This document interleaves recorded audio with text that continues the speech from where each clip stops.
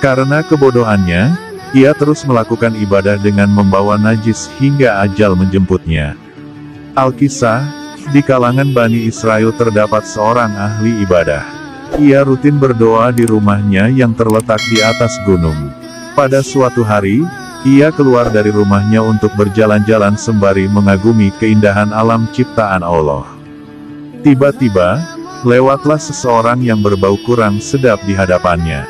Ahli ibadah itu segera berpaling dan mempercepat langkahnya. Pemandangan itu kemudian dilihat oleh setan. Lantas, setan ini menampakkan dirinya dalam wujud manusia. Makhluk terkutuk itu tampil dengan rupa seorang tua renta. "Wahai hamba Allah, sungguh, amal kebaikanmu menguap, tidak dihitung di sisi Allah," kata kakek yang ternyata adalah setan. "Mengapa begitu? Karena engkau enggan mencium bau sesama manusia," ucap setan itu seraya pura-pura bersedih hati. Sejurus kemudian, setan berwajah manusia itu berkata lagi dengan nada menasihati, "Kalau engkau ingin Allah mengampuni kesalahanmu itu, hendaklah engkau memburu seekor tikus gunung. Lantas, sembelihlah ia dan gantungkan bangkai tikus itu pada lehermu ketika sholat."